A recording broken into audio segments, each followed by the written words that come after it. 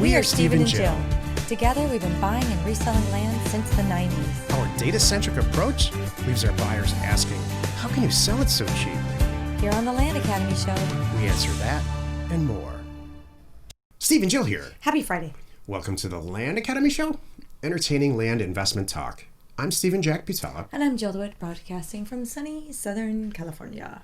Today, Jill and I talk about how to go from land hobby enthusiast to business owner.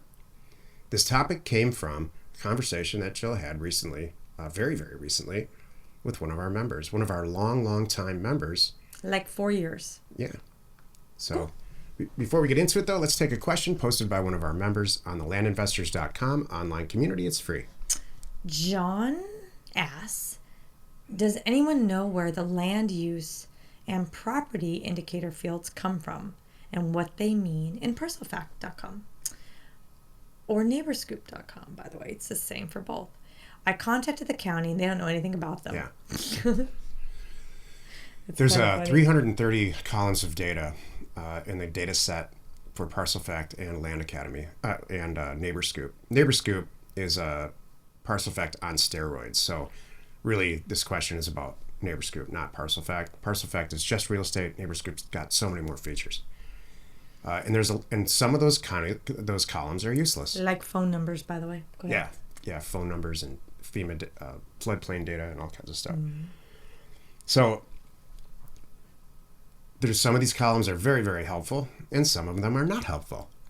And the county, because they're all exactly the same there's 3,200 counties in the country, approximately 3,144, and assessors look at things differently. What that is the assessor role for the county. So a rural county in Texas, where the assessor is also the sheriff, and she's also the diner owner, mm-hmm. doesn't spend a lot of time on and the only notary. Counters. Yeah, doesn't spend a lot of time versus the county of New York, where Manhattan is. So where they do utilize all that data pretty dramatically. So urban counties and rural counties there's very and everything in between are very highly different.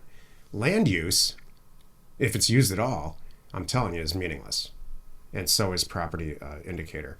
What you see all the time, I don't know why, is land use 400, which means vacant land. Mm-hmm. Do I rely on that in any way significantly to make any decisions? Absolutely not. So John, forget about it. Yeah, skip it. That's why they don't know anything about it. In fact, the aggregator, in this case, RealQuest Pro, may even just fill that in for no reason. It may be a post data collection from the assessor. Everything that falls in this category, they just call it that. So it's to wrap this up in a little package. You'll know if it makes sense to you immediately. I was going to say land use and property indicator is not zoning. Right. That's different. So like in a county like LA, and zoning is care. awesome. We do zoning-based mailers. I care about that. But in a rural county, like most counties in Arkansas, if you call and say, hey, what's the zoning of this property? What they'll tell you, quite literally, is anything you want it to be. Please don't call again. It's hilarious. Please don't call again, you Yankee. Yeah. You yuppie from Scottsdale. Today's topic, how to go from land hobby enthusiast to business owner. This is the meat of the show. Or you liberal nut from California. Yep. I don't know. We've been called a lot of stuff. What else can you be called? Let's see. Couldn't be farther from the truth, you by the way. Brain-fried, pot-smoking. I'm just kidding. I don't know. You hippie wannabe. Hippie from the Bay Area. Thanks for wrecking every single election that I've ever watched go across the country right at the end. That's right. Where are you from? We hate you guys. The only way you can win if you say, I was born here, I was raised here, my mom's from here. You need to cover all parts of the country. To which I say, I'm a melting pot. Man, you and I have a lot more in common than you really think. There we go. And let them just run with that. I can calm them down. That's good. Okay, so to how to go. Here's what happened. Are we in the show right now? Okay. So I had a call with a member a couple days ago, and we're just kind of chatting, and I found out as I uncovered he's stuck in hobby mode, and I'm like, why are you stuck in hobby mode? I asked him more. It was very interesting. He's been with us. He's been with us for 4 years. Been very happy. Loves us. Loves the education. Loves the tools. Everything about it. He's like, and he thinks he's done really well. I said, that's great. Tell me your numbers. I bought less than 10 properties. I'm like, and it's just a hobby. I'm like, why is that? So we talked for a little bit, and I hung up the phone, and I thought about it for a little bit, and I realized he's probably going to stay in hobby mode. I gave him some suggestions, but it's stuff he already knew. I'm like, why don't you sell them and buy 10 more, kind of thing. What did he say? I could. It was just kind of like, that's just kind of This fascinates me. He felt really good about it. His experience was great because he bought that many properties. I'm like, and he's going, and actually the conversation was about, checking in. He's happy to be back at his job. He got a job again. He either went back to or got a new job, and feeling very good about that. Sounded like never been hurt, wasn't hurting, at all financially through this whole virus times. And that's just kind of who he is. And I was thinking about, gosh, how many people in our community are sitting in hobby mode that I don't know about, and they may be happy in hobby mode. But well, they're obviously happy in hobby mode. I guess so. They would make some changes. That's true, they would. So when I'm thinking about, gosh, okay, so what is it? It's obviously something in the person. It's not that you don't know how to do this. It's not like you don't have these tools. It's not like you don't have the money. He proved the concept. Proved the concept 10 times. So there's something about it that they don't want to make this a business. So, and I would say they're just not business owners, period. I mean, for me, at the end of the day, it's not this business. I think it's any business. There's just a lot of people that aren't cut out to be business owners. They probably aren't cut out to have employees. I don't want to pick on people. Tell me if I'm... No. Oh, okay. No, I just think that I'm not capable of doing something halfway. I'm either going to do it or I'm going to not do it. If it's worth doing, my dad used to say this to me all the time. If it's worth doing, it's worth doing right. And so, I would have, here's a great example of a conversation I just had with a very successful real estate person in multi-tenant stuff. I said, I flipped several houses and renovated them. And I don't care if someone dropped down an education program like Land Academy or House Academy that outlines step by step, there's no chance that you can fail at renovating a house and make $1 million a year. I would not do it. I wouldn't even kid myself because I can't stand renovating houses. I can't stand it. I can't stand picking out curtains, moving walls around, picking out appliances, yelling at contractors. I hate everything about it. It's not except like it the can't acquisition. be done. It's just you personally, internally don't like those deals. That's so all it I is. think that's what's going on. Like, if you do a few deals and you make a bunch of money and you say, this